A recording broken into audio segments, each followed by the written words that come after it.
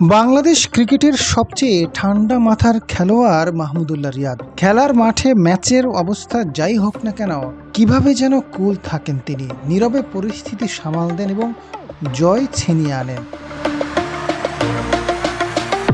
মাহমুদুল্লাহ শান্ত স্বভাবে, বিনয়ী বলে পরিচিত সবার কাছে। এমনকি মাঠের পারফরমেন্স নিয়ে কখনো প্রকাশ্যে কথা বলেন না, প্রতিক্রিয়াও দেখান না খুব একটা।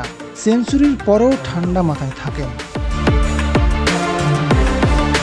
লম্বা ক্যারিয়ারের জীবনে এবার কেন যেন রাগ সামলাতে পারলেন না মাহমুদুল্লাহ। আর পারবেনই বা কিভাবে? ঢাকা প্রিমিয়ার লিগের অঘোষিত ফাইনাল, কিন্তু আবাহনীর কাছে হেরে শিরোপা হাতছাড়া। আর এই ক্ষত সইতে পারেননি অভিজ্ঞ এই ক্রিকেটার। ম্যাচ শেষে ড্রেসিং রুমে ফেরার পথে গ্যালারি থেকে এক দর্শকের কটূক্তিতে ক্ষিপ্ত হয়ে পড়েন।